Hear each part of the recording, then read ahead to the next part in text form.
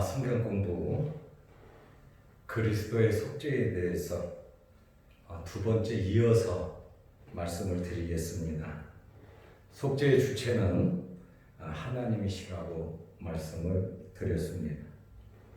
속죄는 하나님의 공의와 사랑에 근거한 죄 없애기 작업이라고 말씀을 드렸습니다. 하나님은 사랑으로서 죄인들에게 피할 길을 제공하셨고, 또한 공의로서 율법에 대한 엄정한 요구를 가르쳐 주셨습니다. 그리고 그의 공의를 만족해 하기 위해서 죄인 아닌 무죄한 그리스도께서 십자가에 죽으심으로 그 핏값을 치르게 하셨던 것입니다. 그러므로 죄의 삭은 사망이라고 한 이 엄격한 율법의 요구는 당연히 그 죄를 없애야 했던 것입니다. 이것이 바로 속죄의 필연성입니다. 그러므로 이 속죄는 하나님의 계획 속에서 하나님의 공의를 만족해 하시기 위해서 예수 그리스도께서 십자가에 못 박혀 돌아가셨고, 하나님의 사랑을 충족해 하기 위해서 구원을 우리에게 주신 것입니다. 로마서 6장 23절에 죄 삭은 사망이요 하나님의 은사는 그리스도 예수 우리 주 안에 있는 영생이라고 말씀하고 있습니다. 두 번째로 속죄의 특성에 대해서 말씀을 드리겠습니다. 속죄는 어떤 특성이 있습니까? 첫째로 속죄는 하나님께 대한 만족입니다. 하나님의 공의, 죄를 지으면 사망, 그 율법의 요구를 충족해야 되는데 예수님의 속죄를 통해서 하나님의 공의를 만족해 해드렸던 것입니다. 그러므로 하나님의 공의가 요구되는 대로 예수님께서 십자가에 돌아가심으로 하나님의 공의가 만족해 된 것은, 율법은 곧 하나님께서 만드신 법이라는 말입니다. 그러므로 율법을 무시해서는 안 된다라고 하는 그러한 말씀입니다. 두 번째로 속죄는 대리적인 것입니다. 사람은 죄값을 대신 치를 수가 없습니다. 왜냐하면 죄 있는 사람을 위해서 죽어준다고 그 죄가 용서되는 것은 아닙니다. 구약 시대에는 소가 죽고 양이 죽었습니다. 사실 그렇다고 해서 그 사람의 죄가 용서되겠습니까? 소가 죽고 양이 죽는 것은 누구를 상징하느냐? 예수 그리스도의 죽음을 상징하는 겁니다. 그러므로 이 속죄는 오직 예수 그리스도만 통해서 용서가 이루어지는 것입니다. 그래서 사람의 죄를 용서받으려면 죄 없는 사람이 죽어져야 된단 말이죠. 죄 없는 사람. 이 세상에 죄 없는 사람이 누가 있냐고 말해. 바로 죄 없는 사람은 예수 그리스도 한 분입니다. 창세기 3장 15절에 보면 예수님의 탄생을 예언하고 있는데 여인의 후손이라고 말씀하고 있습니다. 여인의 후손이 뱀의 머리를 상하게 할 것이요. 인류의 모든 사람은 남자의 후손입니다. 아담의 씨를 통해서, 아버지의 씨를 통해서 온 인류가 모두 태어났습니다. 지금 인류 75억이라 그러는데 이 75억의 모든 사람은 아버지를 통해서 아버지의 씨를 통해서 태어난 것입니다. 그래서 남자의 후손입니다. 인류 역사에서 여인의 후손은 한 분입니다. 한 명인데 동정녀 마리아를 통해서 성령으로 잉태하시고 인간의 육체를 가지고 이 땅에 태어나신 예수님이십니다. 예수님께서 왜 육체를 가지고 태어나셨습니까? 예수님께서 이 땅에 오신 목적은 바로 죄인을 속죄하기 위해서, 사람의 죄를 용서하기 위해서 이 땅에 오셨는데, 바로 예수님의 속죄는 대리적인 것이에요. 예수님께서 죄가 있어서 돌아가신 것이 아니라 바로 우리의 죄를 짊어지시고 예수님께서 돌아가셨다고 하는 그러한 말씀입니다.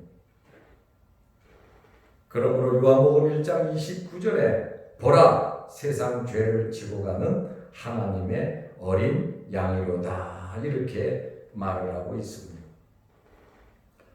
오늘 우리가 이 말씀을 보면 아사셀 양의 최후에 대한 말씀이 있습니다. 이스라엘 사람들은 7월 10일을 기억하고 있습니다. 7월 10일은 대속죄일입니다. 1년에 한 번 대제사장이 지성소에 들어가서 온 백성의 죄를 속하는 그러한 날이 7월 10일 대속죄일입니다. 그러므로 7월 10일은 무척이나 기쁜 날입니다. 그날은 두 종류의 제물이 등장합니다. 한 마리는 하나님의 성전에 드려지고, 또 한 마리는 광야에 버려져 죽도록 하는 것입니다. 첫 번째 양은 잡은 후에 그 피를 받아서 대제사장이 그 피를 들고 성소를 거치고 휘장을 통과하여 지성소 법궤 위에 있는 속죄소에 그 피를 부어드렸습니다. 피를 보신 여호와께서 이스라엘 백성의 죄를 용서하신다고 하는 그 사인으로 세키나 영광 혹은 강한 빛으로 그 안을 비춰 주셨습니다. 이렇게 대제사장이 지성소에 들어가서 속죄를 드릴 때 모든 백성들은 밖에서 발발발 떨면서 죄를 애통하면서 대제사장이 정말 속죄를 잘하고 나오기를 원합니다. 대제사장의 옷에 또 발에 방울을 달아놓습니다. 대제사장이 지성소에 들어가서 움직일 때마다 딸랑딸랑 방울 소리가 들려요. 그 방울 소리는 기쁨의 소식입니다. 다시 말하면 복음이란 말이에요. 왜냐하면 대제사장이 지성소 안에서 움직인다고 하는 것은 지금 속죄의 일을 잘 감당하고 있다는 말입니다. 그리고 대제사장의 허리에는 끈으로 묶고 대제사장이 들어갑니다. 방울소리가 울리지 않고 대제사장이 그 안에서 혹시 죽었다고 하면 그 지성소에 아무나 들어갈 수가 없어요. 그래서 그 끈을 끌어서 대제사장의 시체를 끌어내는 것입니다. 만약에 하나님께서 죄를 용서하지 않으시고 대제사장을 쳤다면 백성들은 속죄를 받지 못한 저주와 고통 속에서 1년이라고 하는 세월을 지내야 했습니다. 그리고 두 번째 양은 어떻게 처리를 했습니까? 두 번째 양을 가리켜서 아사셀 양이라고 합니다. 아사셀이라고 하는 말은 버려졌다, 버려진 양이라고 하는 뜻입니다. 먼저 제사장에게 이 양을 인수합니다. 그러면 제사장은 양의 머리에 손을 얹고 백성의 모든 죄를 그 양에게 다 첨가시킵니다. 이 아사셀 양은 백성들의 모든 죄를 한 몸에 짊어지고 이제 한 사람이, 미리 선택된 사람이 끈으로 묶어서 이 아사셀 양을 끌고 갑니다. 순환 행보를 시작하는 것이죠. 예루살렘 거리를 통과하여 감람산을 지나 동쪽 요단강까지 가서 거기서 배를 타고 광야에 이르기까지 머나먼 길을 가게 되어 있습니다. 이 아사셀 양이 끌려갈 때에 연도에는 인산이대를 이루고 엄청나게 많은 사람들이 기다렸다가 아사셀 양을 향하여 엄청나게 저주를 퍼붓습니다. 죄를 전가시킨다는 것이죠. 어떤 자는 뛰어들어가서 양의 털을 다 뽑아버립니다. 어떤 사람은 또 들어가서 침을 뱉습니다. 어떤 사람은 또 돌을 던집니다. 발로 찹니다. 손으로 두들겨 팹니다. 거리를 다 나오지 못해서 양은 어느새 털이 다 뽑히고 머리는 깨지고 눈이 빠지고 정말 피투성이가 되고 맙니다. 아픔과 고통 속에서 처참한 울음소리를 내고 있습니다. 인간이 이렇게 잔인하다는 말이죠. 기진맥진해서 어린 양은 잘 걷지도 못하고 질질 끌려서 요단강으로 갑니다. 요단강에서 배를 타고 강을 건너서 광야로, 깊은 광야로 들어갑니다. 깊은 광야에 들어가서는 그 끈을 놓습니다. 그 양을 던져놓고 사람은 다시 돌아갑니다. 이 양은 광야에 버려져서 아픔과 고통 속에 또 새로운 곳에 온 그 위기를 느끼면서 슬피 울부짖습니다. 양은 피투성이가 된 채 어떻게 움직일 수 없는 그러한 상태에 들어갑니다.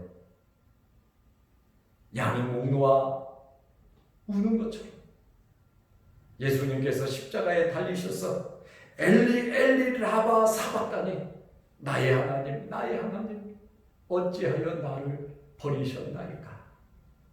율법 하나님의 공의를 만족케 하기 위해서 예수님께서 버리심을 받은 것처럼 오늘 이 아사셀 양은 광야에 이렇게 버림을 당하고 말았습니다. 피냄새를 맡았는지 주변에는 맹수 우는 소리가 들리고 맹수들이 옵니다. 사자가 옵니다. 하이에나가 옵니다. 이리가 옵니다. 여우가 옵니다.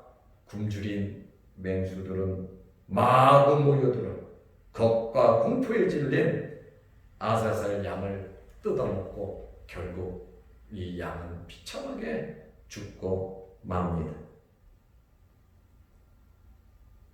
이렇게 광야에서 뜯겨 죽은 이 아사셀 양의 모습이 누구의 모습입니까? 바로 우리들의 죄를 위해서 십자가에 달리신 예수 그리스도를 상징하고 있습니다. 그리스도께서 이러한 순환을 받은 것은 누구에 의해서 이러한 순환을 당한 것이 아니라 본인이 원해서 기쁘게 이 땅에 와서 십자가에 달리신 겁니다. 그러므로 예수님께서 대리적으로 우리를 위해서 십자가에 달리셨다는 겁니다. 세 번째로 속죄의 범위에 대해서 말씀을 드리겠습니다. 이 속죄는 누가 받느냐? 이 속죄의 효과는 누구에게 미치느냐? 그 말씀입니다. 일부 어떤 사람들은 만인 구원설을 주장하는 사람이 있습니다. 쉽게 말하면 모든 사람, 하나님의 사람은 한 사람도 지옥에 가는 것을 원하지 않으신다. 그러므로 예수님께서 십자가에 달리신 것은 모든 인류를 구원하기 위해서 예수님께서 십자가에 달리신 것이다. 예수를 믿든지 안 믿든지 누구든지 하나님의 사람은 모든 사람을 구원한다고 하는 만인 구원설을 주장하는 사람들이 있습니다. 그러나 여러분, 성경은 그렇게 말하고 있지 않습니다. 성경은 제한 속죄를 말하고 있습니다. 그리스도께서는 왜 이러한 속죄, 십자가에서 돌아가셨는가? 선택받은 하나님의 백성들을 구원하기 위해서 예수님께서 이 땅에 오셨다고 하는 말씀입니다. 그러므로 우리 개혁주의, 우리 칼빈주의는 이 사실을 믿습니다. 그리스도께서 죽으신 것은 염소를 위해서 죽은 것이 아니라 양을 위하여 생명을 버리셨다고 하는 그러한 말씀입니다. 마태복음 22장 14절 말씀에 보면 청함을 받은 자는 많되 택함을 입은 자는 적으니라. 인류 모든 사람은 다 청함을 받습니다. 그러나 택함 받은 사람은 적다고 말을 하고 있습니다. 마태복음 1장 21절 말씀에 보면 예수님의 이름이 나옵니다. 아들을 낳으리니 이름을 예수라 하라. 이는 그가 자기 백성을 그들의 죄에서 구원할 자이심이니라. 예수님께서 구원을 주시는데 누구에게 구원을 주느냐? 오늘 마태복음 1장 21절에 보면 자기 백성을 위해서 자기 백성들을 구원한다고 이렇게 말을 하고 있습니다. 에베소서 1장 4절 말씀에 보면 하나님께서 우주 만물이 만들어지기 그 전에, 창세 전에 그리스도 안에서 우리를 선택하셨다고 말씀하고 있습니다. 대단한 일이죠. 사도행전 13장 48절 말씀에 보면 영생을 주시기로 작정된 자들은 다 믿더라. 예수 그리스도를 믿는 것은 누구냐? 예수 그리스도를 믿는 자는 누구냐? 창세전에 선택되고 영생을 주시기로 이미 작정된 자들은 전부 다 믿는 겁니다. 이것은 하나님의 주권에 해당하는 사건입니다. 우리 장로교회가 예정론이다 이렇게 말을 하는데 맞습니다. 예정론입니다. 그러나 우리 장로교회 교리는 예정론 위에 하나님의 주권을 믿는 겁니다. 하나님의 주권이 우리 개혁주의 교회의 교리다 그 말이에요. 요한복음 10장 11절 말씀에 보면 나는 선한 목자라. 양들을 위하여 목숨을 버린다고 말씀하고 있습니다. 양을 위하여, 양들을 위해서 목숨을 버리는데 어떤 양이냐? 요한복음 10장 26절 27절 말씀을 보면 너희가 내 양이 아니므로 믿지 아니하는도다. 여러분, 복음이 전파될 때 예수 믿으라고 할 때에 예수님의 양이 아니면 예수님을 믿을 수가 없다는 말입니다. 내 양은 내 음성을 들으며 내 양은 내 음성을 듣는다. 이렇게 말하고 있습니다. 나는 저희를 알며 저희는 나를 따르느니라. 이렇게 이 속죄의 범위는 성경은 제한 속죄를 의미하고 있습니다. 우리가 죄에서 구원받고 하나님의 자녀가 되었다는 것, 우리는 그냥 믿습니다. 아멘 하면 우리는 됩니다.